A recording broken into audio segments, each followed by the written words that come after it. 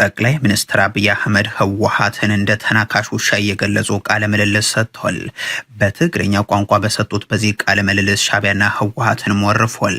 የብልጽግናው ፕሬዝዳንት አንድ የልሳናቸው ጋዜጠኛን ፊት ለፊት አስቀምጠው በትግርኛ ቋንቋ ማብራሪያ ሲያቀርቡ የሚታወሱት የ2013 ጦርነት ከመጀመሩ ከጥቂት ጊዜ አስቀድሞ ሐምሌ 2012 ላይ ነበር። በዛ ቃለ ምልልስ ስለ ትግራይ ህዝብ፣ ስለ ህወሓትና ሌሎችም ጉዳዮች እያነሱ ቃል ሲገቡም በዛ ሰሞን እንደጌ ከም ዝፍለጥ ህወሓት ናብ መሬት ከምዚ ኣብዚ ንሪኦ ፀናሕና ሰዎች ብልጽግና አብይ አሕመድ ኣብ ታሪክ ዴጃvu ቅድሚ ሕጂ ዝረአናዮ ሓንቲ ብሓንቲ ታ ፕሌይቡክ ናቱ ታርእሱ ሲምፕል እንድያ ቀላል እንድያ ታርእሱ ነገራት ድማ ውግእ ክጅምሩ ምዃኑ ሲ ልክዕ ዝኽተሎ መንገዲ ኣሎ ፅሒፎም ዝሃብዎ ድያ ወላ በዓል ተመክሮ ዝበፅሓ ድያ ፕሌይቡክ ኣላቶ ንኣብነት ናይ ኢኪያ ንብረት ኣብ ኤሮጳ ዘለኹም ካብ ኢኪያ ጣውላ ምስ ገዛእኻ እንታይ ይቡኻ ስእሊ ይቡኻ መጀመርያ ቁፅሪ ሓደ እቲ ንብረት ከምዚ ጌርካ ሓብሎ ሽዑ መሳምር በዚ ትገብሮ ዘዮ ከዚ ትገብሮ ድሕሪኡ ነዚ ተላግም ነዚ ተላግም ናበሉ ኢንስትራክሽናል ይቡኻ እዚ ሰብ እዚ ኢንስትራክሽን ኣለዎ ውግእ ክጅምር እንተኮይኑ ዝገብራ ነገር ኣላቶ ጻዕዳ ዝኾነ ሓሶት ቅድሚ ሕጂ ሰባት ደናጊሩላ እዩ ግን እታ ሽጣራ ስለተፈልጠት ሕጂ ልክዕ ነፍሲ ወከፍ ዝገበራ ዴጃvu እዮም ዝብልዎ ዘሎ ነፍሲ ወከፍ ስጉምቲ ዚያሪና ነርና ስለዚ ስቴፕ ክንደይ በፂሕና ኣለና ናበለ ሰብ በቲ ንሱ ዝኸዶ ዘሎ መንገዲ ካልኩሌት ይገብር ኣሎ ናይ ሌይተስት ቀስቀሳ ናይ ኩናት ናቱ ስምዑለይ ድሕሪኡ ክነግረኩም እየ ምክንያቱ ኩሉ ዲ ባንክ ክኸውን ዝኽእል እዩ ከም ዝፍለጥ ህወሓት ናብ መሬት ክውርድ ብዘይክእል ብሉይ ክለሳ ሓሳብ ዝተኣሰረ ውድብ እዩ ሕጂ ፀገም ኮይኑ ዘሎ ኣብ ከባቢ ወልቃይት ዝተፈናቀሉ ዝምልከት እዩ ኩናት ምድላው እናገበረ እዩ ይዝብሃል ወረታት ኣሎ ህዝቢ ትግራይ ሰላምን ልማትን ይግብኦ ሰላምን ልማትን ይፈቱ ሰላምን ልማትን ተቃሊሱ እዩ ዘሎ በአንጻሩ ዳግም ውግእን እንወትን ኣይግብኦን ዝብል ጽኑዕ እምነት ያለኒ እቲ ጥሩፍ ኃይሊ ከም እብድ ከልቢ መስ መንሰይ ትግራይ ምስ አባላት ጸጥታ ትግራይ ምስ ምሁራት ዲያስፖራ ምስ መላህ ትግራይ ኣብ ከቢድ ቅርህነታት እዩ መንግስቲ ሻዕብያ ዘለዎ መርገጺ እንታይ ይመስል ሻዕብያ ስልጣን ክህዝ ከሎ ዳርጋ ልዕሊ 300 ፋብሪካታት ኣብ ኤርትራ ነይረን ሎሚ ዳርጋ ኩለን ዓንየን ሓንቲ ዩኒቨርሲቲ ነይራ ኣስመራ ዩኒቨርሲቲ ትበሃል ንሳውን ተኣፅያ እያ ሕጂ ኣብዚኣ በታ መጀመርያ ክንጅምር ምክንያቱ ሓንቲ ነገር ኣብርሂልና ኣሎ ሓደ ነገር ንጹር ኮይኑላ ኣብዚ እዋን እዚ ኣብ ህወሓት ተስፋ ቆሪፅ ኣብ ትግራይ ተስፋ ቆሪፅ አብይ አሕመድ ተስፋ ቆሪፅ ካብ ትግራይ ኢትስ ኦቨር ምስ ትግራይ ክዋጋ እዩ ምስ ትግራይ ክዋጋ እዩ ከቢድ ኩናት ዲ ክዋጋ ንእሽተይ ኩናት ዲ ቀሊል ኩናት ዲ ኩናት ክገብር እዩ ወዲ ኣሎ እዚኣ ቅድሚ ሕጂ ገይርዋ ዝነበረ እዩ ለሚሲ ቅድሚ ዝኾነ ነገር ምዝራብና ነታ ንሱ ገይርዋ ዝነበረ ቅድሚ ሕጂ ኣብዚያ ስምዕዋ ምክንያቱ እዚ ነገር እዚ ምስቲ ናይ ቀደም ዝገብሮ ዝነበረ ተሓዝ ኣለዎ የብሉን ክትፈልጥ ኣለካ መጀመርያ ነገራት ተገጣጢምካዮም ጥራዮም ክርዱኻ ዝኽእሉ ቃለ ምልልስ ስለ ትግራይ ህዝብ ስለ ቃል ሲገቡም ጌታቸው ረዳ ጋር ሆኖ በሐደ ኮይና ለሀገሬ ነውጋ ኢሉ የኢትዮጵያ መንግስት ለኤርትራ መንግስት እባክን ና ሀገሬን እንውጋት ብሎ ጥሪ ሊያቀርብ ይችላል ተብሎ እንዴት ይታሰባል? ይህ በሀገራችን ታሪክ ታይቶ አይታወቅም፣ ወደፊትም አይደረግም። ይህ በታሪክ ታይቶ የማይታወቅ ነገር አይደገምም። ሕጂ ከም ንሪኦ ዘለና እዚ ሰብ እዚ ኩሉ ነገር ክገብሮ ዝኽእል ክገብር ዝኽእል እዩ ኣተሓሳስባ ናቱ ግጡም ክንደይ ሰብ ለባሚ ዘሎ ነገራት ናቱ ብቐረባ ደጋገም ታሪክ ስለ ዝኾነ ድማ ከሰልችወካ ቀሪብ ኣሎ ሕጂ ናብ ናትና ንመለስ ምክንያቱ ንምንታይ አብይ አሕመድ ብዛዕባ ቁጠባ ናይ ኤርትራ ዝዛረብ ዘሎ ኣገይን ኩሉ ግዜ በይን ቁንጭል ኣቢልካ እንተወሲድካዮ ኣይክርዳእካን እዩ ሓዋዊስካ ብኩሉ ነገር ተሪኻዮ ቶም ፖለቲካ ናቱ ዝገብርዎ ዘሎ ገይም ተሰሚዕካ ግን ክርዳእካ ይኽእል እዩ ክልተ ከስማዓኩም እየ ድሕሪኡ ስለምንታይ ነዛ ኢንተርቪው መሪፅዋ ኣሎ ማሙና ወደ አንድ ቢመጣ ለኢትዮጵያ መልካም ነው ብለን ትክክል ያው የመገንጠል ጥያቄዎች የሚነሱ በምን መልኩ ማስተካከል እንችላለን ነው ማለት ይሄ የእኩልነት ጥያቄ መነሻ ሆኖ ቀደም ሲል የመገንጠል ጥያቄ ተነሳባቸው ታሪካዊ ወቅቶች ነበሩ በኢትዮጵያ ውስጥ መነሻው እኩልነት ጥያቄ ነው የባህል እኩልነት የቋንቋ እኩልነት በአጠቃላይ ይሄ ብሔር ብሔረሰቦች እኩልነት የሚለውን ነገር አድሬስ ካረክ የመገንጠሉ ነገር ይቀራል ያቺ እኮ ኩርፊያንትና ቺፕስ ይሄ ቦቶም ላይ በቃ እንትን ካላችሁ እንወጣለን እንገነጠላለን የሚለው ነገር እንጂ ሆነ በስተቀር ምንም የሚፈጥረው ነገር የለም ስለዚህ የህዝብ ብዛዕባ ምንጻል ናይ ሃገር ናይ ኤርትራ ዲዮ ትዛረብ ጽንኢልና ወኻትዩ ዝያዳ ግን ትግራይ ወን ክትንጻል ከም ትኽእል ግምጋም ኣለዎ ካለ ክፋልና ኢትዮጵያ ወን ክብተን ከም ዝኽእል ካብቲ ሃገር ገምጋም ኣለዎ ኤርትራ ኣይተገንጸለትን ኩሉ ግዜ ንፈልጥን ኤርትራ ተጨቆይና ነራ ተጎቢጣ ነራ ሓርነት ኣዊጃ ኣብ ትግራይ ይኹን ኣብ ካለ ግን ትግራይ ወን ከምኡ ዝብል ስምዒት የሰምዕ ዘለኹ ኢትዮጵያ ናቹራል ናትና ሃገር ክትከውን ዘይግባእያ ዝብል ዘረባ እዩ ዘሎ ሕጂ ንሱ ንግደፎ ተጋሩ ገዲፈ ኣለኹ ኣቦቶም ኮይነ ክዛረባ ይደልኒ ዝኣክል ድምፂ ስለ ዘሎ እንታይ ግን ክነግረኩም ደልየ ኣለኹ ኣብ ዝመስለኩም ኢትዮጵያ ብሕጂ እውን ናይ ምብትታን ዓቕሚ ኣለዋ እንታይ ልምልፀን እዩ ምክንያቱ ህዝቢ ኣብዚ ሃገር እዚ መሰሉ ክሳብ ዘይረኸበ ማዕርነት ክሳብ ዘይተረጋገፀ እቲ ሃገር ናይ ኩልና ክሳብ ዘይበለ ሓደ ዓሌት ዘመሓድረ ሃገር ሓደ ኤሊት ዘመሓድረ ሃገር ክሳብ ዘላ እቲ ናይ ምብትታን መንፈስ ክህሉ እዩ እምበር ጀነራል ሰብ ክበታተን ስለ ዝደሊ ይኮነን እዩ ዝብል ዘሎ ትክክል ዘረባ እዩ ብዛዕባ ኤርትራ ቅድሚ ሕጂ ተዛሪቦ ዝነበረ ይሕተት ህዝቦችን እኩልነት ኮንስቲቱሽናሊ ሊጋሊ ኢንስቲቱሽናሊ አድሬስ ካረክና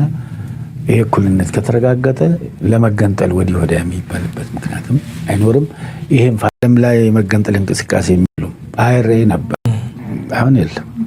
በዚህ ከሊያ ኤርትራውያን ከዚህ ከመገንጠል ጋር አንስተው የነጻነት ቀናቸውን ብዙም እንደማይወዱት ይነገራል እርሶም በዚህ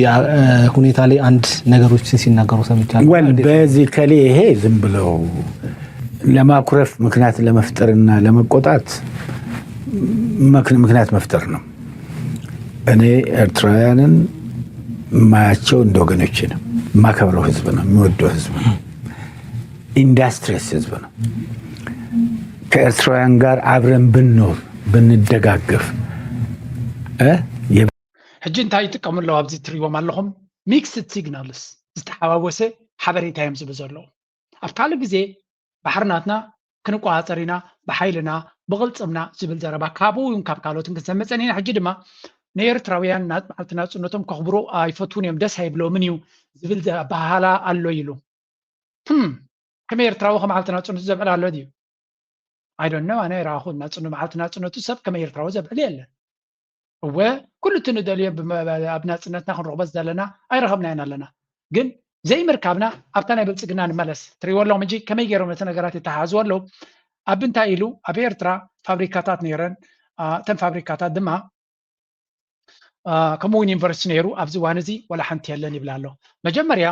300 ፋብሪካታት ነይረን ክኾና ክእለን ካብ ኤርትራ ሰን ጥራይ ግን ኣይኮናን ነይረን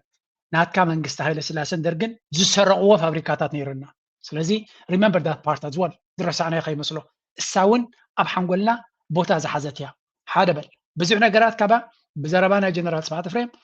ሓንቲ ቤት ትምህርቲ ኣብ ኢትዮጵያ ምሉእ ሓንቲ ተነዲቃ እንተተባሂላ ሓንቲ ቤት ትምህርቲ ኣብ ኤርትራ ፈሪሳ ኣላ ማለት እዩ ሓንቲ ፋብሪካ ኣብ ኢትዮጵያ እንተገይሮም ሓንቲ ፋብሪካ ኣብ ኤርትራ ተኣልያ ነይራ ማለት እዩ ኢሉ ሃይለ ስላሴ እዚኣ ይስርሑ ነይሩ ሕሉፍ ሓሊፎም ሰብ ናይ ኤርትራ ሪፕሌስ ክገብሩ ተበጊሶም ነይሮም ደርጊ ድማ ብዝለዓለ ደረጃ ህዝቢ ናይ ኤርትራ ብዝለዓለ ደረጃ ከም ዘንቆልቆል ዝገበረ እውን ኣብቲ እዋን እቲ እዩ ኣብ ሰብዓታት ማለት እዩ 77 ብትክክል ክኸውን ክእል ኣስመራ መዓት ሰብ ሃዲሙ ዝኸደሉ ኣብ ጎደናታት ን2-3 መዓልቲ ክርሽኑ ዝውዕሉሉ ዝነበሩ እንትማይ ህዝቢ ኤርትራ ተስፋ ቆሪፁ ኩሉ ነገራቱ ሸይጡ ድዩ ገዲፉ ድዩ ሃፂሉ ንኽጠፍእ ትዝተረፈ ድማ ናብ ሰውራዲ ክኸይድ ወይስ ተንበርኪኹ ንኽነብር ገይሮም እዮም ኦኬ ሳነግደፋ ኤርትራ ድሕሪ ናፅነት ክሰርቅዎ ዘይከኣሉ 300 ፋብሪካታት ነይርዋ እዚ 300 ፋብሪካታት ከምቲ ዝድለ ይሰርሕ ኣይነበረን ኣብ 1993-94 ብሓገዝ ናይ IMF ዝተገበረ መብዛሕተን ተን ፋብሪካታት እቲ ተበላሽዩ ዝነበረ ስፔር ፓርት ናተን ተዓርዩ ጥራይ ዘይኮነስ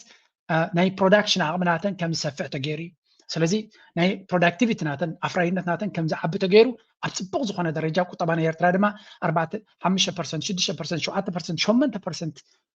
ደረጃ ይዓቢ ነይሩ ስለዚ ኤርትራ ነቲ ዝነበራ ፀገም ክትቀይር ትኽእል ነይራ then what happened ፋብሪካና ኤርትራ ኣብ ግዜ ናፅነትና ንዝነበረ ጉሒፍና ኣይኮነን ኣስተኻኺልና ከነስርሖ ኽኢልና ስለምንታይ ዳ ድሕሪ ኩናት ናይ ወያነ ወይ እውን ኩናት ናይ 98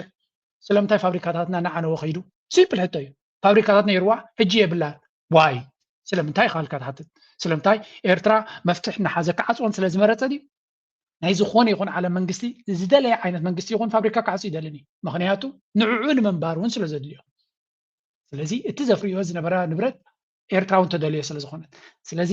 ብሰንኪ እገዳ ስፔር ፓርት ናተን ከም ዘይርከብ ገይርዎ ዝኾነ ይኹን መትከታ ሓፂን ከም ዘይርከብ ገይርዎ ካልእ ድማ ንብረት ናተን ኣብ ዝኾነ ክሽየጥ ስለ ዘይክእል በቲ ዝነበረ ኤምባርጎ ምስ ዝነበረ ናይ ዶላር ሕፅረታት ወላ ሓንቲ ክገብሩለን ስለ ዘይከኣሉ እቲ ፋብሪካታት ኣብ ቦቱ ኮፍ ኢሉ ኣሎ ጥራይ እንታይ ኮይኑ ስፔር ፓርትን ዝኣክል ክንክንን ስለ ዘይረኸበ ኤክስፐርት ናቱ ክኢላታት ናቱ ድማ በቲ ናይ ኤርትራውያን ዘቑዩካ ህዝቢ ኤርትራ መንእሰይ ኤርትራ ምህዳም ድማ ኩሉ ትክእለት ዘለዎ ወይ ብዙሕ ክእለት ዘለዎ ካብቲ ሃገር ስለ ዝወፀ ዝተረፈ ድማ ስለ ዝኸተተ ተን ፋብሪካታት ጥራየን ተሪፈን ክሰርሓ ይከኣላን ቁጠባ ናይ ኤርትራ ድማ ከም ዝወድቕ ተገይሩ ስለዚ we know the facts ትብሎ ዘለኻ ንሓና ዘገርም ኣይኮነን we know why it happened ስለምንታይ ተገዳ መፅውን መራሕቲ ናይ ኢትዮጵያ ዝገበርዎ ምስቶም ጎረባብቲ ምስ ኣሜሪካ ኮይኖም ዝገበርዎ እዩ ነይሩ ስለዚ ድራማ ከም ዝነበረ ንስኻ በዓልካ ኣብቲ 2018 ድራማ ምሲልካ መቸም ትእገዳ ከም ዝለዓል ኣበርክቶ ጌርካ ዝኾነ እንታይ ማለት እዩ ኤርትራ ፀገም ሃሊና ቁጠባዊ ሽግር ድዩ ፖለቲካዊ ሽግር ድዩ ናይ ኤርትራውያን ጉዳይ ንሱ እንታይ ገብር ደልዩ ሬጂም ቼንጅ ሓስብ ስለ ዘሎ ንህዝቢ ኤርትራ ኣብ ጎኑ ከሰልፍ ይድፍትን ዘሎ we have seen this many times ኣይኮነ ናትካ ሕሱር ጥበራ ኣይኮነ ኣሜሪካን ካልኦትን ብዝገበርዎ ፕላን እውን ኤርትራ ክትወድቕ ኣይከኣለትን ነዊሕ ዓመታት ማለት እዩ ስለዚ ሃይለ ስላሴ ፈቲንዎ እዩ ኩሉ ነገር ገይሩ ቤተክርስትያን ሰርሑ መብፃዕታታት እዩ ገለ ገይሩ ኣታሊሉ ንገለ ክፋል ናይ ሕብረተሰብ ከታልል ክእል ይኸውን ናትካ ግን ኣብቲ ዝተወደአ ደረጃ ኩሉ ሰብ ኣብ ዝነቕሓሉ ደረጃ ስለ ትመፅእ ዘለኻ you're not lucky እዚ ዕድል ኣይገበርካን ጥራይ ኢልና ክንሓልፎ ንደሊ ንቐፅል ዘግቷል ምን ምዕራፍ ላይ እዚኣ ሓንቲ እንዲያ ካብዚያ ግን ሓንቲ ክበኩም እየ እቲ ዝብልዎ ዘሎ ቡጌር ክውድእ እንግዲህ ሰላማዊ መንገድ የአንድ ወገን ብቻ አይደለም በዚህ የሰላማዊ መንገድ ካቅም በላይ ሆኖም ተሟጦ የማይቻል ከሆነ እኛ ደግሞ ያድዋ ልጆች ነን ማለት ነው የባህራችን ጉዳይ ተዘግቶብን እንኖራለን እንዴ ተዘግቶበት የሚኖር ወጣት የለም ግን በሰላማዊ መንገድ እውነት አለ ሀቅ አለ አንኖርም አዎ ተዘግቶብን አንኖርም ምክንያቱም ይህች ሀገር በቀይ ባህር ላይ የነበራት ሰፊ የመንቀሳቀሻ ግዛት ይታወቃል ለሺህ ዓመታት 4-5 በሮች ራሱ ወደብ ያላት የነበረች ሀገር ናት ከዛ ሁሉ ከጽንሰ ሐሳብ ጀምሮ ከም ትሪእዎ ዘለኹም ተዓፂና ክንነብር ኣይንኽእልና ዝብል ዘረባ ብብዝሒ ንሰምዕ ኣለና እንታይ ማለት እዩ እዚ ኩሉ ፃዊዒት ናይ ኩናት ኢና ንርኢ ዘለና ስለዚ ኣብቲ ገባሕሪ ንደሊና ኣብዚ ድማ ሳብ ግልፅ ጌራቶ ማለት ስራሓ ስለ ዘይኮነ ፖለቲካ ብሓይሊ ብውግእ ኣብቲ ገባሕሪ ከነማልስ ኢና ብሰላም ክንረኽቦ እንተዘይክኢልና እያ ትብል ፀኒያ እዚኣ እውን ሓንቲ ካብቶም ፖለቲካዊ ኤሊት ዓባይ ኣመሓዳሪት ናይ ኣዲስ ኣበባ ከምኡ ድማ ካብቲ ናይ ብልፅግና ሃርድኮር ወይ ቀንዲ ካብቲ ቲም እያ ስለዚ እዚ ንሪኦ ዘለና ብሙሉእ ፃውዒት ናይ ኩናት እዩ ቀስቃስ ናይ ኩናት እዩ ኣጀንዳ ናይ ኩናት እዩ እቲ ኩናት ብክልተ መንገዲ ዝንገር ዘሎ ክጅመር ያ ጅመርን ኣነ ናይ መወዳእታ ዘገረመትኒ እዚያ ዘረባ እዚያ በዚያ ጌርኩም ጥራይ ወድኡ ጦር አዛዦችና በገዢዎች የሚደርስባቸው ቅጣትም እስከ ሞት የሚደርስ እንደነበር ይነገራል። በአድዋ ጦርነት ወቅት የተገኙ ከሃዲዎች ላይም ከባድ ቅጣት መፈጸሙን የሚገልጹ የታሪክ ማስረጃዎች አሉ። ለምሳሌ አጼ ምኒልክ በምርኮ የያዙትን የጣሊያ ወታደሮችና የጦር አዛዦች በእንክብካቤ ይዘው ወደ ሀገራቸው እንዲሸኙ ሲያደርጉ በባንዳዎች ላይ ግን ከፍተኛ ቅጣት እንዲፈጸም አዘዋል። ባንዳነት በታሪካችን ከም ትሪእዎ ዘለኹም አባይ ጋላታ ዚያቶ ከዚያ ባሕሺ ተራየ እንታይ ዝብል ዘሎ ቀዳማይ ዘረባ ናቱ ባንዳ ጥራይ ትብል ካልእ ዕላማ ይብሉን ማለት እቶም ኩሎም ፋኖ ሸነ ኩሎም ኣቕሉ ፅቢቦምሉ ስለ ዘለው ንዓታቶም ንኩሎም ብፀርፊ ዝስዕሮም እዩ ዝመስሎ ዘሎ ኣባይታ ክስዕሮም ስለ ዘይክእል ብፀርፊ ዝሰዓሩ እዩ ዝመስሎ ዘሎ ከም ኣብነት ግን እንታይ ሂቡ ንባንዳ ወይ ንፀላኢ ምፀላኢ ኮይኑ ዝሰርሕ كبيد مقصعت يزقبو أبناء عدوا كوينات منيليك مستعوته نتوم صلاعتو طلياناويان بصبوق كنخان غيرو كمالسم كله نتوم مسو خوي مستليان كوينوم زسرحو زنبرو زبلام زلو ኤርትራውያን ይዝብል ዘሎ ነቶም ኤርትራውያን ነቶም بدليتهم ديوم بزي دليتهم يا مخنياتو عسكر كون زمر سبون አይነበር ነቶም عساكر ኮይኖም ኣብ መግዛእትን ኣይጥልያን ኮይኖም ብውሕድ ደሞዝ ወታደራት ኮይኖም ተገዲዶም ኣብ ኩናት ዝኣቱ ዝነበሩ ኤርትራውያን ንዓታቶም ዝግቦም መቅጻዕቲ ገርነ ድሕሪ 130 ዓመት ዓሳ የብሉ ኣብ ልዕሊ ኤርትራውያን ብዘጋጠመ ንሕና እዚ ከም ኤርትራዊ ቆርጢም ካይክት ከይዘለካዩ ነዚ ከምዚ እናበሉኻ ምዚኣቶም ወሽለኽለኽ ዝብሉ ምህላዎም ግን ኣየገርምን እዩ ትጽቦ ነገር ግን ኣዝዮም ቁንጣሮ ንኤርትራ ድማ እንቋዕ ከዱላት ብሎም ሰባት እዮም እቶም ምስ ብልጽግና ምስ ብርሃን ጁላን ምስ ኣባ ኣሕመድን ዘለዉ ተቃዋምቲ ዲኻ ገለ ክትብሎም ትኽእል እሳቶም ስነ ኤርትራ እንቋዕ ከዱላ ኢኻ ትብል እንቋዕ ቦቶም ኣፍለጡላ ምክንያቱ ዝለዓለ ክሕደት ኣብ ልዕሊ ኤርትራ ንክፍት ዝለዓለ መጥቃዕቲ ኣብ ልዕሊ ልኡላውነትና ናጽነትና ክገብር ንዝዳፈር ዘሎ ኣብ ልዕሊ ኤርትራውያን ዝወረደ ቃንዛ ድማ ከም መላገጽ ዝጥቀመሉ ዘሎ ከም መምሃሪ ነቶም ካልኦት ገይሩ ክጥቀመሉ ዝፍትን ዘሎ ካብዚ ንላዕሊ ኣሽካዕላልን ንዕቀትን ኣብ ልዕሊ ኤርትራ ክህሉ ይክእልኒ ነዚ ድማ እንቋዕ በልኩሞ ጥራይና ንብል ምክንያቱ ንኤርትራውያን መሊሱ ክሕርን ዝኽእል ስለ ዝኾነ ኣብ መወዳእታ ኩናት መዓስ ክጅምር ክእል ዝብል ሕቶ ሓደ ምክትል ፕሬዚደንት ናይ ትግራይ ዘሎ ዝመለሶ ስምዑ ተዘግቷል። ምን ምዕራፍ ላይ ነው ያለነው? አሁን ጦርነት ሊፈነዳ ባለበት የመጨረሻ ፌርማታ ላይ ነው ወይስ ስቲል ሪቨርሲብል ነው? ማለት በኢትዮጵያ መንግስት በኩል የምናየው ዝግጅትና የምናየው እንቅስቃሴ በሙሉ ጦርነትን ለመክፈት ዜሮ ሰዓት ላይ የደረሰ በሚመስል መልኩ ነው የምታየው። በቃ ማለት የሆነ በውትድርና ቋንቋ ሰዓት የሚባል ነገር አለ። ሰዓት ማለት በቃ ሁሉንም ነገር ዝግጅትን ጨርሰ ቃታውን ለመሳብ ተዘጋጅታ የመጠበቅ ነገር ነው። እንደዛ አይነት ዝግጅት ነው የምታየው። ማለት በኢትዮጵያ ውስጥ የነበሩ ሁሉንም እዞች ወደ ማምጣት በሚችለው ልክ ወደ ትግራይ አስጠግቷል። በአፋር በኩል በደቡብ ወይም በወሎ በኩል እንታይ እዩ ዝብለና ዘሎ ኣማኑኤል ኣሰፋ ዝገበሮ ኢንተርቪው ነይሩ እዚ ምክትል ፕሬዚደንት ናይ ትግራይ ዘሎ ድሕሪ ታደሰ ወረደ ማለት እዩ ኣብዚ እውን ተመሳሳሊ ኢንተርቪው ገይሩ ነይሩ ምሳውን ከነተሓዘልኩም በወዛት ባለስልጣናት በብዙ አጋጣሚ ትግራይ ያለው ኃይል ለጦርነት ሁሉንም ዝግጅት እያደረገ ነው ይላሉ። በቅርቡም ስምረት ፓርቲ በመግለጫው የትግራይ ሰራዊት ወደ አማራና ወደ አፋር በዚህ ጉዳይ የጦርነት ፈላጊነት ሕጂ እዚ እትሪእዎ ዘለኹም እዚኣ ነይራታ ኢንተርቪው ኣማኑኤል ኣሰፋ እዩ ኣብ ከመይ ኩነታት ኣሎ ኩናት ክጅምር ይመስል ዘሎ ምስ በሎ ብናይ ብልፅግና ወገን ኣብ 0 ሰዓት ኦልሞስት ቃታ ምስሓብ ጥራይ ተሪፍዎ ዘሎ ጥይት ኣብ ዓንቀር ገይሩ ቃታ ምስሓብ ጥራይ ተሪፍዎ ዘሎ ስለዚ እቲ ኩናት ኣብ ትግራይ ናይ ምጅማር ተኽእሎ ኣሎ ድየለን ዝብል ሕቶ ቀደም ተሓሊፉ እዩ እንታይ ኢልና ነርና ኣብ ኩናት ኣብዚ ናይ ኢራንን ናይ ኣሜሪካን ዝነበረ ኩነታት እንታይ ኢልና ነርና ኣሜሪካ ኣመና ሎጂስቲክስ ናታ ንዓበየ ምስ ከደ እንታይ ዝብልዎ ዘሎ ዘረባ ኣሎ ሎጂስቲክ ትራፕ ዝበሃል ኣሎ እቲ ዘንቀሳቀስካዮ ንብረት ንሱ ሓናቂኻ ይኸውን መፃወዲ ኣይኮነካ ምክንያቱ መዓት ገንዘብ ስለተጥፍ ዘለኻ ናይዚ ኩሉ ትኸስሮ ዘለካ ገንዘብ ብኸመይ ጃስቲፋይ ትገብሮ ወይ ብኸመይ ትገልፆ ሱቅ ኢልካ ንሓሶት ኢልካ ናይ ዓብይ ክሳራታት ከምፃልካ ዝኽእል ምንቅስቃስ ናይ ወታደራት ኣይትገብርን ኢኻ ስለዚ እቲ ዝገበርካዮ ምንቅስቃስ ንባዕሉ ንሱ ስጉምቲ ንክትወስድ ዝደፋፍኣካ ኩነታት ኣሎ ይበሃል ስለዚ እዚ ንሪኦ ዘለና ድማ ብልፅግና ኣዝዩ ገጅፍ ሰራዊት ንሰሜን አንቀሳቂሱ ስለ ዘሎ ናይ ኩናት ምግባር ግዴታ ወይ እውን ተፅዕኖ ኣለዎ ነዚ ድማ ግድን ክገብሮ ዘገድዶ ምክንያት ፈጢሩ ኣሎ ክገብሮ ድዩ መዓዝ ክጅምሮ እዩ ብኸመይ ክገብሮ እዩ ንግዜ ክንገድፎ ኢና ግን እቲ ክግበር ድዩ እቲ ኩናት ኣይግበርን ዝብል ዳርጋ ዝበፅሐ ሰብ ኣብ ዝረዳዳሉ ደረጃ በፂሑ ኣሎ እቲ ኩናት ክግበር ከም ዝኽእል ብኸመይ መንገዲ መዓዝ ይጅምሮ እቲ ካልእ ኣርእስቲ ኮይኑ እንታይ ኢና ንብል ዘለና ኣብዚ ሓደ ነገር ክርዳእና ዘለዎ ነገር ኣሎ ከተሓዘልኩም እንታይ ስለዚህ መጀመሪያ ከንትሩ ልነሳ ይሄ ነገር በጣም ውሸት ነው በትግራይ በኩል ሁለቱንም ነገር ያልካቸው የጦርነት ፍላጎትም ሆነ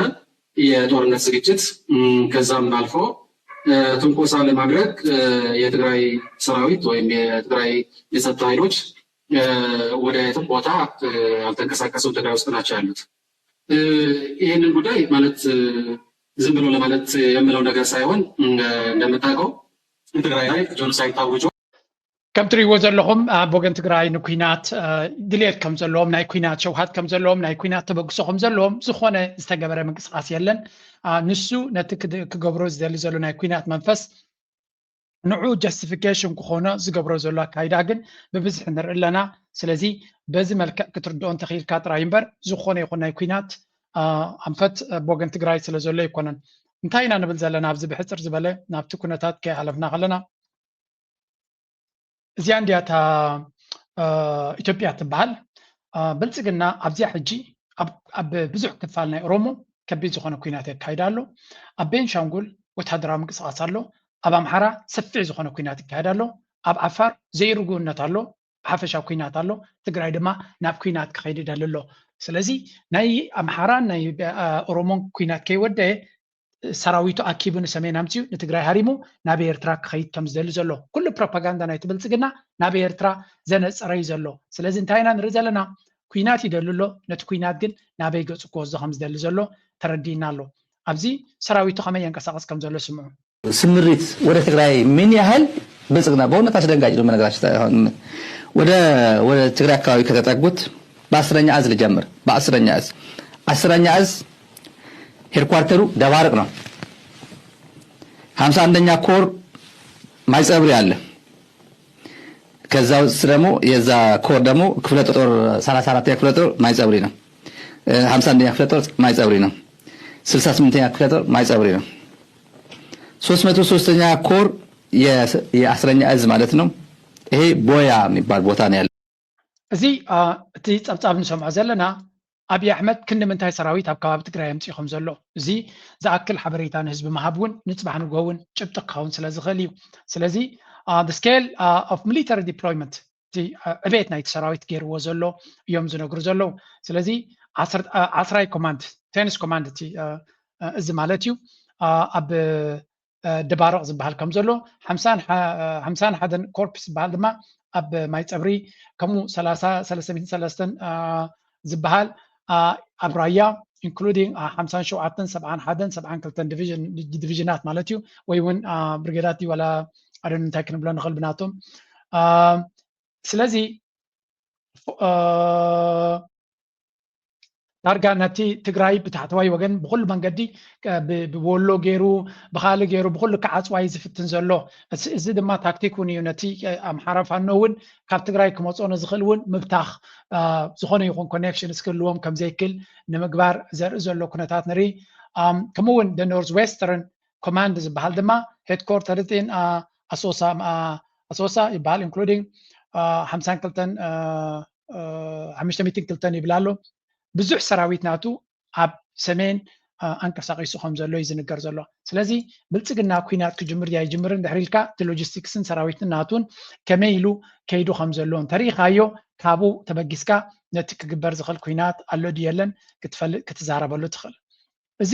ሓደ ክፋል ሓንቲ ክፋል ናይቲ ኣብይ ዝሓስቦ ዘሎ ግን እዚ ብልጽግና ንሪኦ ዘለና መብዛሕቲ ግዜ ካብ ፕላን ወፃኢ ዘጋጥሞ ነገራት ካይበዝሕ ካብ ፕላን ወፃኢ ዘጋጥሞ ዘሎ ነገራት ድማ ክንርኢና ምክንያቱ ራይት ናው ብልጽግና ንትግራይ ክሓርም እዩ ኢሉ ኩሉ ሰብ እናተፀበየ ከሎ ካብ ሱዳን ሓደ ኣገዳሲ ድምፂ ወፂኡ ኣሎ ኣብ ንነዊሕ እዋን እንታይ ንሰምዕ ነርና ኣብ ምዕራብ ናይ ሱዳን ወይ እውን ኣብዚ ቤንሻንጉል ጉሙዝ ዝበሃል ወታደራዊ ማዓስከር ገይሩ ከም ዘሎን ከምኡ ድማ ናይ ድሮን ቤዝ ተገይሩ ካብኡ ንዳዕመ ሰሪዕ ክሕግዝ ይፍትን ኣሎ ዝብል ዘረባ ንነዊሕ እዋን ንሰምዕ ነርና ብዙሓት ሰባት ነዚ ነገር እዚ ከም ዓብ ነገር ገይሮም ይርእይዎ ይነበሩን ወል እዚ ነገር እዚ ዓብ ጥራይ ዘይኮነ ሰንተር ናይት ማእከል ናይቲ ኩሉ ዝገብሮ ዘሎ ኣጀንዳ ኮይኑ ተረኺቡ ኣሎ ኦኬ ሕጂ ኣብዚ እንታይ እዩ ሱዳንን ኢትዮጵያን ኣይተቃደዋን ቀኒየን ከይተቃደዋሲ ሓያል እዋን ገይረን እየን ዝብል ዘረባ ነይሩ እዩ እዚ ሓድሽ ነገር ኣይኮነን ዘገርም እውን ኣይኮነን ሕጂ እንታይ እዩ ዘይቃድወን ነይሩ እንድሕሪ ኢልካ ድማ ሓደ ካብቲ ሱዳን ብተደጋጋሚ ንኢትዮጵያ ክትከሳፅ ፀኒሓ ሰራዊት ድዩ ሎጂስቲክስ ድዩ ካልእ ነገራት ነቲ ዳዕመ ሰሪዕ ንምሕያል ትሕግዝ ከም ዘላን መጋበርያ ናይ ብልጽግና ኮይና ናይ መጋበርያ ናይ ኢማራት ኮይና ነቲ ኩናት ናይ ሱዳን ኩናት ንምፍራስ ናይ ሱዳን ትተሓበር ከም ዘላ ይገልጹ ነይሮም እዮም ሕጂ ግን ሓደ ኣገዳሲ ዝኾነ ነጥቢ ተረኺቡ ኣሎ ንሱ ድማ እንታይ ዝብል እዩ ድሮናት ካብ መሬት ኢትዮጵያ ተበጊሰን ናብ ሱዳን ንሰራዊት ሱዳን ይሃርማ ከም ዘለዋ ክስ ተገይሩሎ ስለዚ ሱዳን describes this action as hostile and unacceptable violation of sovereignty and act of aggression against the state ስለዚ እዚ ዝግበር ዘሎ ስጉምቲ ንልኡላውነታ ዝደፍር ሓደ ናብ ኩናት ክደፍእ ዝኽእል ማለት እዩ ከምኡ ድማ እቲ ሃገር ድማ ወራሪ ይካየደላ ከም ዘሎ an act of aggression ኣካል ናይ ወራር ናብ ልዕሊ እቲ ሃገር ከም ትቆፅሮ ዘላ ስለዚ እቲ መግለፂ ዝወፀ ወርሒ 2016 containing into early March continuing ናብ መጀመርያ ናይ ወርሒ 3 ድማ ቀፂሉ ኣሎ ማለት እዩ Sudan issues a warning to Ethiopia authorities about the consequences of such actions Sudan asserts its right for defense its sovereignty and territorial integrity response to attacks using various means and methods ስለዚ ሱዳን ትገብሮ ዘላ ኣብ ልዕሊያ ትወስዶ ዘላ ስጉምቲ ክትወስድ ከም ትኽእል እያ ትነግር ዘላ እንታይ ማለት እዩ እዚ ጉዳይ እዚ ሓደ ክፋል ናይቲ ዝረአ ዘሎ ፀገም ጥራይ እዩ ላት ክልተ ዝወፀ እዚ መግለፂ እዚ ንልኡላውነታ ክትከላኸል እያ ቴሪቶሪያል ኢንተግሪቲ ናታ ክትከላኸል እያ ነዚ ድማ ኩሉ ዓይነት ስጉምቲ ክትወስድ ትኽእል እያ ብልፅግና ሰራዊቱ ብምሉእ ንሰሜን ሰዲድዎ ኣሎ ንብል ኣለና ሰራዊቱ ንሰሜን ሰዲድዎ ኣብ ዘሎ ብምሉእ ንሰሜን ሰዲድዎ ኣብ ዘሎ ኣብ ቤንሻንጉል ኣገዳሲ ምትፍናን ተፈጢሩሎ ሱዳን ድማ ቅድመ ኩናት ክግበር ዝኽእል መግለፂ ዝመስል ዘረባ ሂባ ኣላ ነዚ ዘረባ እዚ ሱዳን ጥራይ ኮነትን ኢላቶ መብዛሕትኡ ሰብ ይፈልጥ እዩ ነዚ ዘረባ እዚ ኢማራት እውን ኢላቶ ግብፂ እውን ኢላቶላ ግብፂ ስለምንታይ ትብለላ ኢማራት መሽቆላ ስለ ዘላ ጉዳይ ናይ ኢማራት ይወስሉ ዘሎ ኢማራት ኣብ ናታ ጉዳይ ስለ ዘላ ነዛ ሕጂ ተፈጢራ ዘላ ብልፅግና ጥራይ ኮነን ስጉምቲ ክወሰደሉ ከም ዝኽእል ንምግማት ዘድሊ እዚ ስለዚ እዛ ጉዳይ እዚኣ ብብዙሕ ነገር እያ ትዝረብ ዘላ ምዝያ እዚ ንባዕሉ ነፍሱ ዝኻለ ኣርእስቲ ኩናት ንምጅማር ዝጠቕመካ እዩ ብልፅግና ኩናት ንምጅማር እንታይ ተጠቂማ አንፃር ኤርትራ ኢልና ኣብ ውሽጠይኑ ዘለዉ ተቃዋምቲ መንግስቲ ኤርትራ ይዕጥቕ ኣሎ ሰራዊት ናይ ኤርትራ ድማ ኣብ ውሽጢ ኢትዮጵያ ኣትሂሎ ብምባል ዝገበረ ክሲ እዩ ንዑ ዝመሳሰል ናይ ኤርትራ ዝኾነ ጭብጢ የለን ናይ ኢትዮጵያ ግን ጭብጢ ኣለዎ ሮይተርስ ዝኣክል መደበር ኣሽሓት ሰራዊት የሰልጥን ከም ዘለዎን ከምኡውን ናይ ድሮናት ቤዝ ከም ዘለዎ ነጊር ነይሩ ስለዚ ሎጂስቲክስ ካብ ሶማሊላንድ ብኢትዮጵያ ኣትዩ ኣብኡ ከም ዝበፅሕ ድማ ሪኦም ኣሎ ስለዚ ዝኣክል ጭብጢ እዩ ዘለዎም ሱዳን ነዚ ዓይነት ክሲ ክገብሩ ከለዉ it is interesting ሓደ ነዚያ ትሪእዋ ኣለኹም እቲ ናብ ኤርትራ ክገብሮ ዝደለየ ዝሓስብ ዝነበረ ናይ ሓሶት ክሲ ሱዳን ብትክክል ብጭብጢ ዝተሰነየ ኢትዮጵያ ወራሪት ሃገር እያ ትብል ኣላ ካልኣይቲ ክሲ ድማ ወፂኣ ኣላ ኣብዚ ሰለስተን ከነተሓዘን ኢና ኣብዚ ድማ ሓደ ክሲ ወፂሉ እዚ ክሲ ድማ ካብ ናይ ጀዋር ዝተበገሰ ኮይኑ ጀዋርን ካልኦት ክኢላታትን ዝብልዎ ዘለዎ እንታይ እዚ ድማ ናይ ኢትዮጵያን ኤርላይንስ ሰራዊት ኣብ ምንቅስቃስ ናይ ዳዕመ ሰራዊት ኣብ ምንቅስቃስ ይተሓባበር ከም ዘሎን ኣፅዋር ካልእ ሎጂስቲክስ ኣብ ምንቅስቃስ ይሰርሕ ከም ዘሎ ብፍላይ ድማ እቶም ዕሱባትን ካልኦት ወታደራትን ካብ ኣብቲ ናይ ኣብ ክልል ናይ ኣብዚ ቤንሻንጉል ዝዕለሙ ዘለዉ ናብ ጫድ እዮም ዝኸዱ ብነፋሪት ናይ ኢትዮጵያን ኤርላይንስ ገይሮም ንጫት ከይዶም ካብ ጫት ብመንገዲ ዳርፎር ገይሮም ይኣትው ናብቲ ኩናት ማለት እዩ ስለዚ ኢትዮጵያን ኤርላይንስ ኣብዚ ትሳተፍ ኣላ ይብሎ ኣሎ እዚ ነገር እዚ ኣገዳስነት ናቱ እንታይ እዩ እንድሕር ኢልካ ድማ መጀመርያ ሕጋዊ ኣገዳስነት ኣለዎ ሌጋል ጆፐርዲ transporting the RSF a group facing allegations of genocide threatens the airline's international landing rights ስለዚ ዳዕመ ሰሪዕ ብናይ ጀኖሳይድ ገበናት ዝኽሰስ ዘሎን ዝሕመ ዘሎን ኣብ ዓበይቲ መጋባያታት ጉዳይ በፅሑ ዘሎ ንዕኡ ሰራዊት ናቱን ወታደራት ናቱን ንምንቅስቃስ ዝተሓባበር ዘሎ ኤርላይን ኣብ ብዙሕ ሃገራት ንኸይዓልብ እገዳ ክወርዶ ይኽእል እዩ እዚ ነፍሱ ዝኻለ ነቲ ኤርላይን ኣብ ነዊሕ ግዜ ከጥቅዖ ዝኽእል ኩነታት እዩ ክረጋገፅ ተኽኢሉ ማለት እዩ ክልተ aviation norms the use of ሲቪላዊ ኤርላይንስ ንወታደራዊ ምንቅስቃስ ምጥቃም ነፍሱ ዝኻለ ኣንጻር ዓለምለኻዊ ናይ ኤቪዬሽን ሕጊ ስለ ዝኾነ ሕግን ፕሮቶኮልን ስለ ዝኾነ ናቱ መቕፃዕትን ናቱ ፀገምን ኣለዎ ሪጂናል ፎልኣውት ተወሳኺ ድማ ዞባዊ ፀገም ክፈጥር እዩ ዴሌጌሽንስ suggests Ethiopia is providing logistical lifeline to the RSF ስለዚ ዳዕመ ሰሪዕ ኣብ ዝወጥቀሉን ዝሞተሉን ዘሎ ግዜ ኢትዮጵያ ንዑ ንምብርባር ንዑ ንምሕጋዝ መተንፈሲ ትኾነ ከም ዘላን እዚ ድማ potentially escalating diplomatic tensions with Sudan's armed forces ዝኻ ንሱዳን ፀገም ንምፍጣር ተራ ክኸውን ይኽእል እዩ ስለዚ the conflict in Sudan is increasing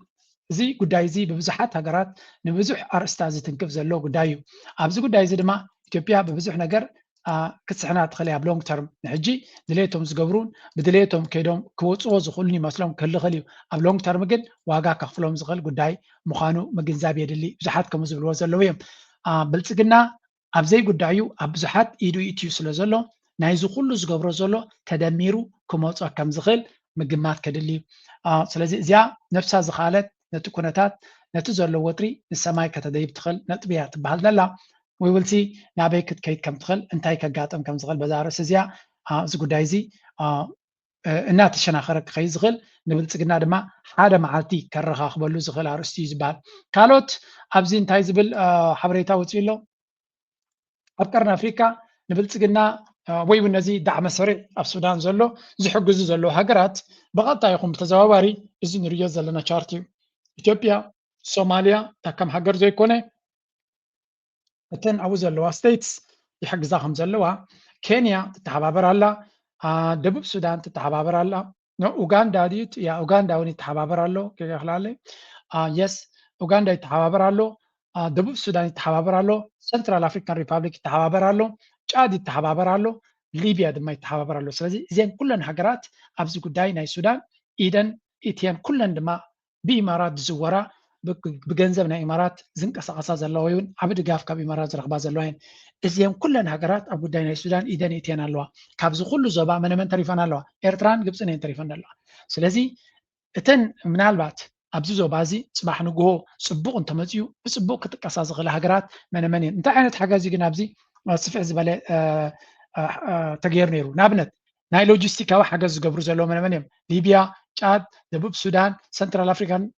ሪፐብሊክ ኢትዮጵያ እዚኣቶም ኣብ ሎጂስቲክስ ይሕግዙ ኣለዉ ናይ መሬትን ናይ ኣየርን ሓገዝ ወይ እውን ምንቅስቃሳት ዝሕግዙ ዘለዉ ኢትዮጵያን ጫድን ዝኻንታይ ብኣየር ዝመፅእ ኣፅዋርን ካልእን ኣብ ዓዶም ተቐቢሎም ብመሬት ገይሮም ከም ዝኣቱ ዝገብሩ ዘለዉ ስታብሊሽንግ ከምኡውን ወታደራዊ ቤዝ ብምግባር ወታደራት ንምዕላም ድሮናት ቤዝ ምግባር ዝሕግዙ ዘለዉ ፖለቲካዊ ድጋፍ ዝገብሩ ዘለዉ ወይ እውን ሽፋን ዝህቡ ዘለዉ ኬንያን ኡጋንዳን ኢትዮጵያ ኣብ ክንደይ ቦታ ኣላ ትሪእዋ ኣለኹም ትሩ hosting and providing diplomatic support ከምኡ ድማ ፓስፖርታት ብምውፃእ ነቶም ናይ ዳዕመ ሰሪዕ ወታደራት ንምንቅስቃስ እውን ዘሳልጡ ዘለዉ እዩ ከምኡ ድማ utilization of airports airbuses ከምኡ ድማ ከዚ ናይ ኤርፖርታትን ናይ ኤርባስን ብምሃብ ዝሕግዙ ዘለዉ ኬንያ ሶማልያ ሰንትራል አፍሪካን ሪፐብሊክ ኢትዮጵያ ጫድ ሊብያ ዩጋንዳ ኩላቶም እዚኣቶም ካብ ኢማራት ካብቲ ኩናትን ቃንዛን ናይ ህዝቢ ሱዳን እናረብሑ ነቲ ኩናትን ሽግር ናይ ሱዳን ዘናውሑ ዘለዉ እዮም ካልእ classification of entities supporting official government support ድማ ወግዓዊ ናይ መንግስቲ ድጋፍ ዝህቡ ዘለዉ ድማ ጫድ ኢትዮጵያ ኬንያ ኡጋንዳ ሰንትራል አፍሪካን ሪፐብሊክ እዚኣቶም ብመንግስቲ ደረጃ ዝሕግዙ ዘለዉ እዮም support through independent forces ካብ መንግስቲ ወፃኢ ብካልእ መንገዲ ዝሕግዙ ዘለዉ ደቡብ ሱዳን ሊብያ ሶማልያ ክትብል ትኽእል ማለት እዩ ስለዚ እቲ ሓገዝ ዝግበር ዘሎ ዌል ዶኩመንትድ ምዃኑን ፅባሕ ንግሆ ኣብ ከመይ ዝበለ ታሪካዊ ነጥቢ ክበፅሕ ከም ዝኽእልን እዞም ሃገራት እዚኣቶም ድማ ሓደ መዓልቲ እቲ ዝገብርዎ ዘለዉ ተኣኪቡ ክመፅኦም ምዃኑን ሓሊፉ ክፀንሖም ምዃኖምን ምግማት ከድሊ እዩ ስለምንታይ ከምኡ ንብል ኣለና ሎሚ ፅቡቅ ክትህሉ ትኽእል ኢኻ ሎሚ ጥዒመካ ክህሉ ይኽእል እዩ ፅባሕ ንግሆ ግን እዚ ኩነታት እዚ ከመይ ከራኽበልካ ከም ዝኽእል ምግንዛብ የድሊ ምክንያቱ ትማሊ ፅጋቦም ምፅኣር ሲኖም ምቾት ኮይንዎም ዱንያ ኩላ ኣብ ኢዶም ኮይና ዝጉዕሩ ዝነበሩ ሎሚ ካብ ዱባይ ካሃድሙ ሰባት ዝውዕልዎ ዘለዉ ከረየኩም እየ ናብቲ ጉዳይ ክመልሰኩም መጀመርያ ብቀይሕ ባሕር ንጀምር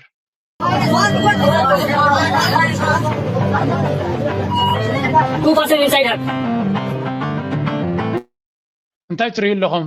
ሑቲ ኣካል ናይቲ ከባቢ ኣካል ናይ ኢራን ብሎክ ናይ ኢራን ኮይኑ ኣብ ቀይሕ ባሕሪ ድማ ንሱ ብግድዩ ነቲ መራኽብ ካብ ኒው ሓሊፉ ዝመፃ ነፍሱ ዝኻለ ሽግር ይፈጥር ከም ዘሎ እዩ ዝንገር ምክንያቱ ወሽመጥ ሓርሙዝ ጥራይ በይኑ ዓፂኻ ከዋፅእ ስለ ዘይክእል ንሑቲ ድማ መስርሕ ናቱ ጀሚሩ ንቀይሕ ባሕሪ ክሓንቕ ጀሚሩ ኣሎ መራኽብ ካብ ኒው እንተሓለፋ እውን በዚ ክሓልፋ ከም ዘይክእላ ብምግባር ነቲ መስመር ንግዲ ናይ ዓለምና ኣብ ምርባሽ ኣብ ጎኒ ኢራን ብምስላፍ ነፍሱ ዝኻለ ፀገም ይፈጥር እዚ ድማ እንታይ ክፈጥር እዩ ልክዕ ከምቲ ማእከላይ ባሕሪ ኣብቲ ወሽመጥ ሓርሙዝ ኣጋጢሙ ዘሎ ፀገም ኣብ ቀይሕ ባሕሪ ድማ ብመንገዲ ኢማራት ብመንገዲ እዞም ሑቲ መራኽብ ይህረማ ከም ዘለዋን እቲ መንገዲ ድማ ከቢድ ኮይኑ ከም ዘሎ እዩ ዝንገር ስለዚህ መስመር ናይ ንግዲ ናይ ዓለምና ኢራን ሲስተማቲካሊ ክሪፕል ወይ እውን ኣደስኪላቶን ኣዳኺማቶ ከም ዘላን እዩ ዝንገር ዘሎ ብርግፅ እዚ እውን ዘይተደልየ ሓደጋ ናብ ቀይሕ ባሕሪ ከምፅእ ዝኽእል ግን ንክውንነት ኢና ንዛረብ ዘለና እቲ ነገር ኣጋጢሙ ስለ ዘሎ እዚ ንትን ክትብለሉ ትኽእል ኣይኮነን ድሮ ኣጋጢሙ ትፀገም ይደጋገም ዘሎ እዩ መሊሶም ድማ ክቕፅልዎ እዮም ኣብይ ኣሕመድ ሓደ መዓልቲ ከምቲ ኣዩኡ ትረኽቦ ዘላ ሓንቲ ብዛ ቪድዮ ቁርብ መደንገፅ እውን ክትብላ ትኽእል እያ እስከ ስምዕዎ እዚኣ ኣብዚኣ እንታይ ኢሎም ነይሮም ክልተ ነገር ከተሓዘልኩም ስለ ዘለኹ For years, Dubai has been marketed as the Middle East's safest playground, a city of luxury hotels, record-breaking skyscrapers, influencer lifestyles, and round-the-clock tourism. But this week, emergency missile alerts, intercepted drones, and explosions near iconic landmarks have shaken that carefully built image. And in this video, we explain what happened, how the Iran-Israel conflict spilled into the United Arab Emirates, what damage was caused, ሕጂ እዛ ናይ ብሓቂ ብላጀሪ ብዘጋይፅን ብሃብትን ትጥቀስ ዝነበረት ኣብ ኢማራት እንታይ ኣጋጢሞ ኣሎ ብፍላይ እቲ ኤርፖርታታ ብዘጋጥሞ ዘሎ ጉዳይ እንድሕሪ ኢልና ሓንቲ ስቶሪ ጥራይ ክነግረኩም ካብቲ ብዙሕ ዝወፅእ ዘሎ ሓንቲ ስቶሪ ጥራይ ክነግረኩም Only people who are able to successfully get a flight out of Dubai, despite all the stuff that's happening in Ethiopia right now. I'm gonna tell you guys a big lesson that I learned. Liquidity is everything. Bro, there were flights, private jets being booked every single hour. Bro, we had private jets booked for 100K, they spiked it up to 300. People were booking flights left and right. People were splashing money to get out of the area. Now, I'm not saying it was an extremely dangerous area. እንታይ እዮም ዝብሉ ዘለው ዘገርም ኩነታት እዩ ኣብ ዱባይ ሰብ ሃብቲ ናቱ ከንፀባርቀሉ ኢሉ ዝኸይድን ኣብ መዓት ሃብቲ ከም ዘለዎ ይኻትሪ እንታይ ግን ኣጋጢሙ ኤርፖርታት ናይ ዱባይ ምስተዓፀወ ናይ ዱባይ ይኹን ከምኡ ናይ አቡዳቢ ምስተዓፀወ እቶም ሃብታማት ኣብ ኤርፖርታት ምስተዓሸጉ ከመይ ጌርና ካብ ክንወፅእ ብፕራይቬት ጄታት ካብቲ ዘሎ ኩነታት ካብቲ ሲስተም ወፃኢ ክኸዱ ዝኽእሉ ሓደ ሰብ ክሳብ ብ100,000 ድሕሪኡ እውን ስለተሳነ ክሳብ $300,000 Toma Bay Airport is Nabaru. Map that was essentially drawn by the winners of World War II, the US and the old European colonial powers. And so we're suddenly looking at the bases that these powers have thousands of kilometers away in waters where they have no coastline. And they are spending a lot of military hardware right now in this zone. Because before Saturday, the understanding of the new world order was that there would be regional powers, regional hegemonies looking after their own strategic interests, right? So for the past more than a decade, the US has been signaling that their own national security interests are in the Pacific zone to contain a rising China. እንታይ ትብል መሲልኩም ኣብ ናይ ፈረንሳ ሚድያ እዩ ዛነግርም ይዝብለኒ ናይ ብሓቂ ጽቡቕ ዘረባ እያ እንታይ ትብል ድሕሪ ካልኣይ ኩነት ዓለም ብፍላይ ዘን ሃገራት ዓረብ ኣብኡ ዘለዋ ጋልፍ ስቴትስ ሴኪሪቲ ናተን ምስ ኣሜሪካ ነዳዲ ናተን ብዶላር ሸጣ ኣሜሪካ ድማ ዓበይቲ በይዝ ጌራ ጽቡቕ ጌራ ክትከላኸለሎም ካብ ዝኾነ ይኹን ፅንፅያ ከም ዘይመጾም መጠን ብዙሕ ገንዘብ ነዚ ንኽረኽቡ ድማ ቢልዮንስ ንኣሜሪካ ይኸፍልዎ ነይሮም እቲ ፀገም ግን ነፍሲ ወከፍ ግዜ ኣብታ ግዜ ዝደልዩላ ግዜ ግን ኣሜሪካ ኣየላን ኢሎም ኣብዚ እዋን እዚ ናይ ኣሜሪካ በይዝ ተዘይብልካ ኣብ ዓድኻ ኢራን ኣይትሃርመካን እያ ትፍሊ ትሪእዎ ኣለኹም if you don't have ናይ ኣሜሪካ በይዝ ተዘይብልካ ኢራን ታርጌት ኣይትገብረካን እያ ናይ ኣሜሪካ በይዝ እቲ ክኽልክለካ ኢልካ ቢልዮናት ናኸፈልካ ጌርካ ዝነበርካ ግን ንሱ ቀንዲ ከም ትረም ዝገብረካ ዘሎ ንሱ እዩ ከም ትዝበጥን ከም ኣብ ልዕሊኻ ቦምባታት ከም ዘንም ዝገብር ዘሎ እቲ ክከላኸለለ ኢልካ ገንዘብ ትኸፍለሉ ዝነበርካ ንዓመታት ድማ ንዑ ኣሚንካ ሸብዳዕዳዕ ትብል ዝነበርካ ንሱ ለየብልቲ ዕዳናትካ ኮይኑ ብምርካቡ እቲ ኩነታት እዚ ሕጂ ንሪኦ ዘለና ኢና ስለዚ ገንዘብ ከፊልካ በዓልካ ንጥፍኣትካ ተኸፍል ምህላውካ ዘርኢ ኩነታት ተፈጢሩ እዮም ዝብሉ ዘለው ኣብ ናይ ፍራንስ ሚድያ እዩ ናይ ብሓቂ ድማ ዘገርም እዩ መስትያ ኣንተ ብሓንቲ ዝገደፍኩልኩም ኣብዚ ንካልኦት ከሰንብደኩም ኢለ ኣይኮንኩን እንታይ ዝብል ዘረባ ኣሎ ሪል ስቴት ወይ ከዓ ገዛውቲ ክትገዝእ ከለካ ኩሉ ግዜ ስቶክ ማርኬት ክሪፕቶ ወርቂ እዚ ነገራት ክጠፍእ ዝኽእል ገዛ ዝትንክፈ የለን ኖ ገዛ እውን ሓደጋ ኣለዎ እዩ ገዛ እውን ሓደጋ ኣለዎ እዩ መሬት የንቀጥቅጥ ባርዕ ይመፅእ ኩናት ይመፅእ እቲ ዕዳጋ ናቲንግ ኢዝ ሴፍ ኣብዚ ዓለም ኩላቶም ሪስክ ኣለዎ ስለዚ እንታይ እታ ምስጢር ዳይቨርሲፋይ ባሕ ከተብሎ ኣለካ ገዛ ክትገዝእ ትኽእል ስቶክ ማርኬት ክትገዝእ ትኽእል ክሪፕቶ ክትገዝእ ትኽእል ወርቂ ክትገዝእ ትኽእል ብዙሕ ነገር ምብዛሕ እዚ ድማ ኣብ ቅዱስ መፅሓፍ እዩ ዘሎ ኣምላኽ ኣብ መፅሓፈ ምሳሌ ጽቡቅ ገይሩ ኣብ ቅዱስ መጽሓፍ ልቦና ኮይኑ ወሪዱ ዘሎ እዩ እንቋቁሖኻ ኩሉ ኣብ ሓደ ጀንቢል ኣይተቐምጦ ኩሉ እንቋቁሖኻ ኣብ ሓደ ጀንቢል ኣይተቐምጦ እዩ ዝብል እንታይ ማለት እዩ ኩሉ ገንዘብካ ኣብ ሓደ ባንኪ ኩሉ ነገርካ ብዓይኒ ካሽ ብዓይኒ ገንዘብ ጥራይ ባንኪ ዘይኮነ ገሊኡ ኣብ ኢንቨስትመንት ናብትን ፋሕ ከተብለለካ ጂኦግራፊካል ዳይቨርሲፊኬሽን ኣሰት ክላስ ዳይቨርሲፊኬሽን ብሎ ኣብቲ ናተይ ኮርሳት እዚ ብሰፍሐ መልክዕ እየ ዝምህር እሳ ድማ ሓንቲ ካብተን ቀንዲ ክገብረን ዘለና ብኣፍና ጥራይ ዘይኮነስ ብተግባር ክገብረን ሰብ ዝሕግዝ ነጥቢ ንሳያ ንመለስ ሕጂ ኣብቲ ናይ ዞባና እዚ ከም መምሃሪ ክንጥቀመሉ ስለ ዘለኹ እየ ናብዚ እንደራ ናይ ብልጽግና ንመለስ ኒውዮርክ ለኒውዮርከር ታይምስ እንደገለጸው ከሆነ እኔ ለአሜሪካ ዋጋለሁ እኔ አሜሪካን በጣም ወዳታለሁ ጠቅላይ ሚኒስትር ሆኖ ነው እንደዚህ ያለው ይሄ ሌላ ህግና ስርዓት ያለበት የህግ የበላይነት ያለበት ሀገር ቢሆን ኖሮ ይሄ ግለሰብ በማግስቱ እጁ በካቴና ታስሮ እድሜ ልክና ከዛም በላይ ፍርድ ሊሰጥበት የሚገባው ግለሰብ ነበር ዛሬም ድረስ ግን የኢትዮጵያ ጠቅላይ ሚኒስትር ነው ያሳፍራል እንዲህ አይነት ሀገር ይዞ ነው እንግዲህ ባንዳ አቋም የቃላት ምንድነው ሰርከስ እየሰሩ ህዝብን ለማደንዘዝ እውነት ለመናገር የባዳና ባንዳን ትርክት ቃሉን ምላሳቸው ላይ ተነቀሱ እዞም ጋዜጠኛታት ናይ ኢትዮጵያ ገሊኦም ስንዓብስ ከፀልልዎ እዮም ክበሃል ከሎ ሓቂ ከፀልልዎ እዮም ምክንያቱ ኣነ ንኣሜሪካ ክዋጋለን ክሞተላን ድልው እየ ዝበለ ፕራይም ሚኒስተር ናይ ሃገር ናይ ካልእ ሃገር ብሃገራዊ ክሕደት እዩ ዝሕተት መራሒ ናትካ ፕራይም ሚኒስተር ናትካ ፕሬዚደንት ናትካ ክቃለሰላን ክሞተላን እየ ክብል እንድሕር ኮይኑ ንሃገሩን ህዝቡን እዩ ነታ ዘመሓድራ ዘሎ ሃገር እምበር ናይ ጓና ሃገር ክሞተላን ክቃለሰላን ኣይብልኒ ከምኡ ኢሉ ከሎ ብምስክር ዝወፀ ዘረባ ብዶኩመንት ዝወፀ ዘረባ ሳብ ሕጂ ፕራይም ሚኒስተር ናይ ኢትዮጵያ ኮይኑ ንኻልኦት ባዕዳን ባንዳ እናበለ ክፀርፍ ውዕል ኣሎ ስለዚ ከምዚኣ እያ እታ ኢትዮጵያ ትበሃል እዮም ዝብሉና ዘለው ትኻልእ ኩሉ ሸለሌልካ ክትሓልፎ ትኽእል እስከ ናብቲ ናይ ናትና ቀንዲ ንዓና ዝትንክፍ ኣርእስታት ክምለስ ኢና እስከዚያ ስምዑለይ መጀመርያ ኣብዚ ሕጂ ዘሎ ኩነታት ክንርድኦ ዘለና ትራዙ ክርድኦ ክኽእል ኣሎ ዝመወፀ መንገዲ ክግምግም ኣለዎ ብዘይ ምሕረት ኣሕና እውን ክንግምግም ኣለና ኩነታት ይቀያየር እዩ ዘሎ ዓለም ትጠልዎ ፖለቲካዊ ልዝብ ክንገብር ክንክእል ኣለና ናይ ህዝብታት ረብሓ ኣጉምት ክንእቱ ኣለና ወዮ አንዚዝናን ደንዚዝናን በርኮ ጆኖሳይድ ንህዝቢ ኤርትራ እውን ተኣውጅ እኮ እዩ ህዝቢ ኤርትራ 3 ሚልዮን ይኾን በዝሑ ኢትዮጵያ 3 ሚልዮን ትወልድ እያ ስለዚ በዚ ጌርካ ጥፊእኻ ተዓድም ቁፃር ይከኣል እውን ኮይ ተባሂሉ ከምዚ እናተባሃለ እናተዘረብካ እንታይ ኢኻ ትገብር ዘለኻ እዚ ስርዓት እዚ ከዓ ብባህሪኡ ዘይቀየራ ነገር ዝገብራ ይዛረባ በቃ ይحبን ጭፍጭፎኩም ይኸጥፎኩም ይብል ይጭፍጭፍ ኖታት ተበኺያኺን ይብል ይብኪ እዛ አጥፎኩም ይብል ዓይን ብጨው ዝሓጽፈ ስለዚ እንታይ ዓዚሙ ከም ዝሓዘና ኣነ ክርደኒ ኣይከኣለን ሓደ መንገዲ ክግምግም ኣለዎ ብዘይ ምሕረት ኣሕና እውን ክንግምግም ኣለና እዚኣ መምህር ኣብርሃ ዝዛረባ ዘሎ ናይ ብሓቂ ኣነ እውን ብዕምቆት ክስራሕላ ዘለዋ ኮይኑ ይስምዓኒ መንግስቲ ኤርትራ ስትራቴጂ ናቱ ገምጊሙ እንዲ ናብ ፅምዶ ኣትዩ ዘሎ ግን ዲስ ሃስ ቱ ቢ ብፅቡቅ ክዝረበሉን ክስራሓሉን ክኽእል ኣለዎ ስትራቴጂክ ዕላማታት ናይ መንግስቲ ኤርትራ ኣብዛ ብ4 ኪሎ ትመሓደር ኢትዮጵያ ዘሎ ጠቕላላ ክቅየር ክኽእል ኣለዎ ጥራይ ዘይኮነ ብትሕቲ መጋረጃ ዓብዪ ኢልካ እውን ክዝረብ ኣለዎ ንሕጂ የስ ኣብ ትግራይ ኣካል ናይ ኢትዮጵያ ግን ስትራቴጂ ናይ ኤርትራ ጠመተ ናይ ኤርትራ ኣብዚያ 4 ኪሎ ሓድነት ዘለዋ ኢትዮጵያ ገለመለ ዝብል ዘረባ ተኣልዩ ምስ ዘረባ ሓና ጥራይና ክንሰርሕ ዘለና ምክንያቱ ስትራቴጂክ ኢትዮጵያ ንኤርትራ ክትጎብጣ ጥራይ ትደሊ እቲ 4 ኪሎ ዝበሃል ምሕደራ ንኤርትራ ጎቢጡ ክነብር ዝደሊ ስለዚ እዛ ሕጂ ተፈጢራ ዘላ ሃጓፍ ንሳቶም ኣያሹ ስለ ዝኾኑ ሃጓፍ ተፈጢሩሎም ባሕሪ ናይ ኤርትራ ዝወስዱ ዝመስሎም ዘሎ ማለት ፈኸራ ናቶም ፀሓይ ዝወቕዖ እንድዩ መዓልታዊ ግን እንተረኻዮ ፅቡቅ እዩ ፀላይኻ እንታይ ይፍክረልካ ኣሎ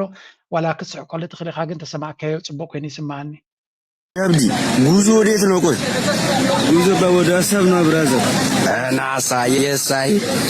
ናሳ ወደ አሰብ ቀጥታ ማለት ነው። ከም ትሪእዎ ዘለኹም ጉዕዞና የማን ፀጋም ዘይብሉ ትኽኢልካ ናብ ዓሰብ ገፁ እዩ ዝብል ዘሎ ስለዚ ዓሰብ ዲኻ ክትበፅሕ ወላ ዓሲኽካ ኢኻ ክትተርፍ ንሱ ንግዜ ንእዋን ንገድፎ ኮይኑ እዚኣ ኢትዮጵያ እዚኣ ኣብ ሰንኮፍ ዘላ ኤርትራ ድማ ነዚ ኩነታት እዚ ከተሕልፋ የብላን whatever the case is ኤርትራ ዘድሊ ስጉምቲ ወሲዳ ዕላማ ብንጹር ኣስተኻኺላ ነዚ ሕጂ ዘሎ ሞሜንት ነዚ ሕጂ ዘሎ ተፈጢሩ ዘሎ ሓጓፋት ማክሲማም ተጠቂማትሉ ሓንሳብ እናሓዋሩን ነዚ ብድሆ እዚ ክትፈትሖ ኣለዋ ምክንያቱ ነዚ ንክትገብር ኣብ ጎና ዝተሰለፉ ብዙሓት ኢትዮጵያውያን ስለ ዘለዉ ነዚ ዕድል እዚ እንተዘይሓለፈ ከም ኤርትራዊ ትምኒትና ንሱ እዩ ምክንያቱ ተጋሩ ብተደጋጋሚ ሓንቲ ዘረባ ይዛረብ ኣሎ እዚ ኩነታት ናትና ሕብእብን ልውስውስን ገዲፍካ ንጹር ዝኾነ መርገጽን ዕላማን ሒዝና ነቲ ጉዳይቲ ክንለብሰለና ክንላበሰለና ይብሉ ጽምዶ ነጠናኽሪ ብግልጽ ኢና ክንጽውዕ ጽምዶ ክንብል ቅድሚ ሕዚ ቅዋም ናይ ጎረባውትና ክሳብ መሊእና ንምርምር ምሕዝነትን ሕብረትን ሰሜናውያን እናበልና ኢና ጸኒሕና ሕዚ ብሽሙ ኢና ክንጽውዖ